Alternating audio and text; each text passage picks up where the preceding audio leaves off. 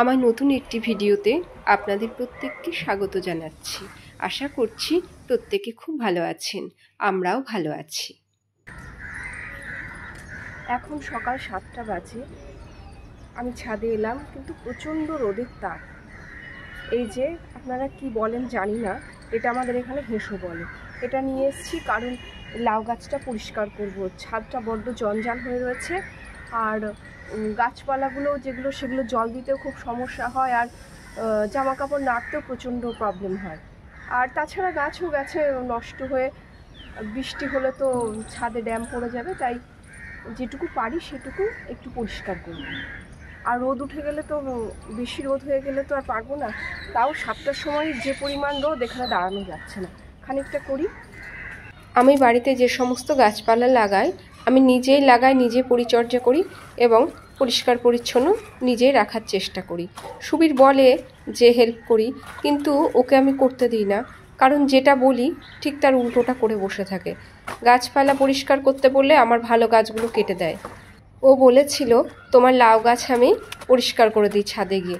আমি বললাম যে না, করতে হবে না, এক হাতে এই সব কাজ করা সম্ভব নয়। তো আমার নিজের কাজ নিজেই করে নিই। আগে জানেন, আমার ছাদে খুব সুন্দর বাগান ছিল, বিভিন্ন ফলের গাছ ছিল, ফুলের গাছ ছিল। তো ফলের গাছগুলো নষ্ট হয়ে গেছে, অনেক গাছ মরে গেছে। আর ফলের গাছে প্রচুর পরিচর্যা করতে হয়, প্রচুর খাবার লাগে, তারপর পরিচর্যার অভাবে এগুলো নষ্ট হয়ে গেছে। আর ফুল গাছও আছে কিছু কিছু, আগে সময় দিতাম, আর এখন আমি সময় পাই না বলে ওইসব গাছ তুলে দিয়েছি।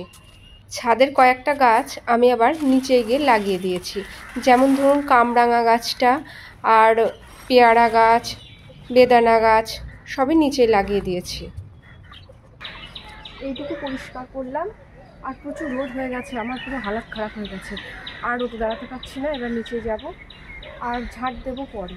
আর এই যে দেখছেন যে উপরে সিঁড়ি ঘরের উপরে যেটা রয়েছে, এটাও কাটিনি, আর ওপাশটাও এখন রয়েছে, এখন থাকবে কখন। প্রচণ্ড রোদের তাপ, দাঁড়ানো যাচ্ছে না।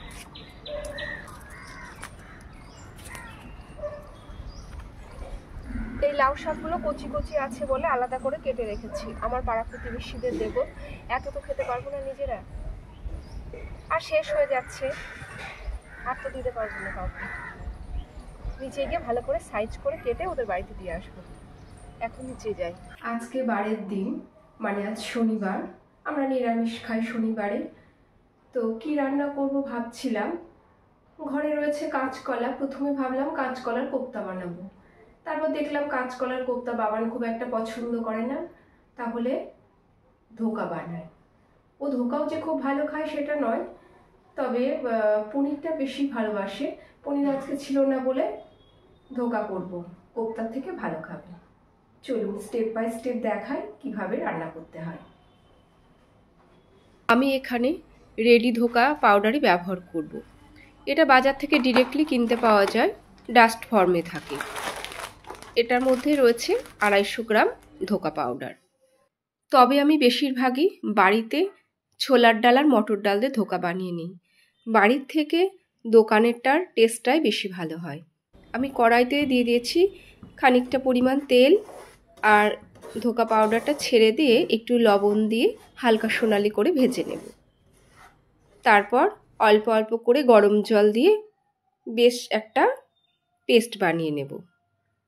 জলটা অল্প অল্প করেই দিতে হবে, বেশি দিলে অনেক সময় ধোকাটা টাইট হতে সময় লাগে। নিরামিষের দিন প্রত্যেক দিনই চিন্তা হয় যে কি রান্না করব কি রান্না করব।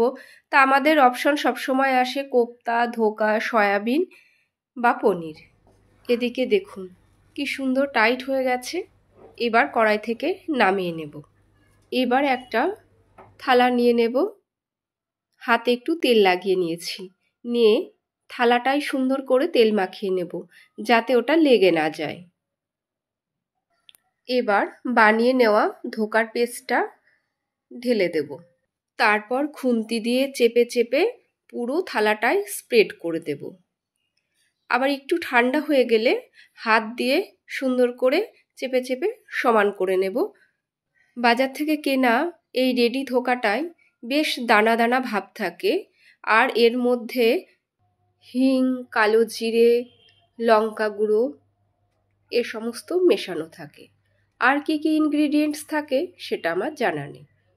এবার এই ধোকাগুলো বরফির আকারে ছুরি দিয়ে পিস পিস করে কেটে নেব। নিয়ে তেল গরম করে বেশ লাল লাল করে ভাজবো। আমি এখানে সয়াবিন তেল ইউজ করেছি, আপনারা চাইলে সর্ষের তেলেও ধোকাগুলো ভেজে নিতে পারেন। যাই হোক, ধোকাগুলো একটা একটা করে ছেড়ে দিলাম গরম তেলের উপর। তারপরে একটু উল্টে পাল্টে বেশ হালকা সোনালি করে ভেজে কড়াই থেকে তুলে নেব। দেখুন প্রায় হয়ে গেছে ভাজা। এবার আস্তে আস্তে তেল থেকে তুলে নেব। আর এভাবে আমি বাকি ধোকাগুলো সুন্দর করে ভেজে নেব। তারপর ধোকাতে যে মশলাগুলো দেব সেগুলোর একটা পেস্ট বানিয়ে নেব। অনেকেই ধোকার ডালনা আলু ছাড়া করে, আমার আবার এসব রান্নাতে একটু আলু দিলে বেশ ভালো লাগে। তাই আমি দুটো আলু ডুমডুম করে কেটে ধুয়ে নুন হলুদ মাখিয়ে রেখে দিয়েছি। এগুলো একটু হালকা লাল করে ওই তেলের মধ্যে আরেকটু তেল দিয়ে সুন্দর করে ভেজে নেব। আলুতে অল্প পরিমাণ লবণ দেওয়ায় জলটা বেরিয়ে গেছে, তাই আবার সামান্য একটু লবণ দিয়ে দিলাম। দিয়ে এবার একটু নেড়ে চেড়ে ঢাকনা দিয়ে ঢেকে দিলাম, যাতে আলুটা ভাজাও হয়ে যায় আবার ভিতরটা বেশ সেদ্ধ হয়ে যায়। দেখুন প্রায় হয়ে গেছে।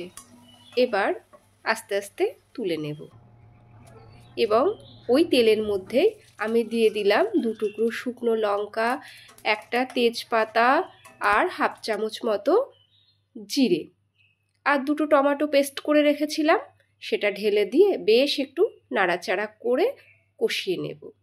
এরপর দিয়ে দিলাম আদা আর কাঁচা লঙ্কা বাটা, আর দিলাম হাফ চামচ পরিমাণ জিরে গুঁড়ো, ধনে গুঁড়ো এবং কাশ্মীরি লঙ্কা গুঁড়ো আর একটু হলুদ দিয়ে যে মশলার পেস্ট ছিল সেই বাটিটা ধুয়ে একটু জল দিয়ে বেশ সুন্দর করে কষিয়ে নেব। কষানো হয়ে গেলে আমি এবার আলুগুলো দিয়ে আরও বেশ খানিকক্ষণ কষবো। আর মশলাটা যাতে তলায় পুড়ে না যায় তার জন্যে একটু জল দিয়ে দিলাম, আবারও একটু লবণ দিয়ে দিলাম, দিয়ে একটু নাড়াচাড়া করে কষে ঢাকনা দিয়ে ঢেকে দেব, যাতে সুন্দর করে ভিতর ভিতর ভালো করে সেদ্ধ হয়ে যায়। দেখুন তেল ছেড়ে দিয়েছে প্রায়।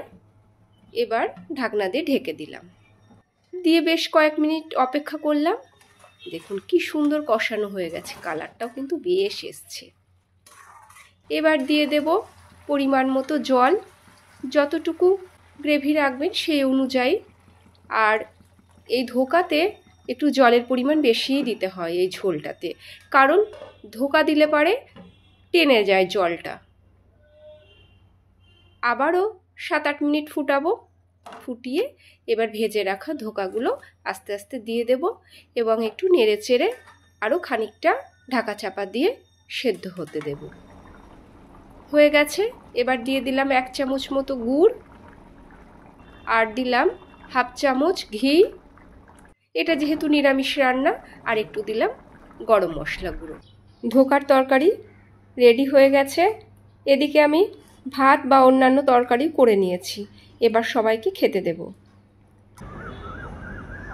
এই যে ফুলের চারাগুলো কিনেছিলাম 1 সপ্তাহ হয়ে গেল, আমার আর সময় হয়নি লাগানো, তা এখন এলাম ছাদে, সন্ধ্যা হয়ে গেছে। এখানে শিঙের কুচি দিয়েছি আর ভার্মি কম্পোস্ট দিয়েছি, আর 80% দিয়েছি গার্ডেন সয়েল। এবার পরিমাণ মতো কোকোপিট, যেগুলো ভিজেছে সেগুলো আমি একটু নিয়ে নেব, নিয়ে ভালো করে মিশিয়ে নেব। আর এই গাছে তেমন বেশি কিছু মাটি লাগে না, মোটামুটি গার্ডেন সয়েলের মধ্যেই হয়, তবু আমি একটু মিশিয়ে দিচ্ছি যাতে ফুলটা ভালো হয়।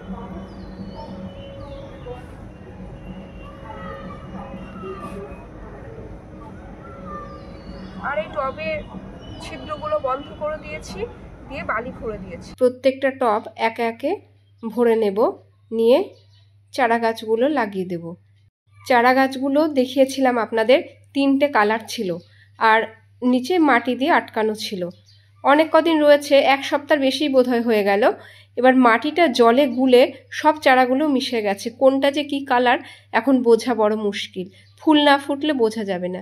তো আমি সবগুলোই লাগিয়ে দিচ্ছি, দেখা যাক কোনটা কি হয় কালার। এই করতে করতে সন্ধ্যা হয়ে গেছে, শঙ্খধ্বনি শোনা যাচ্ছে। আমিও এবার নিচে যাব, গিয়ে সন্ধ্যা দেব। আর ভিডিওটি যদি ভালো লেগে থাকে একটা লাইক করে দেবেন। ভালো থাকবেন প্রত্যেকে।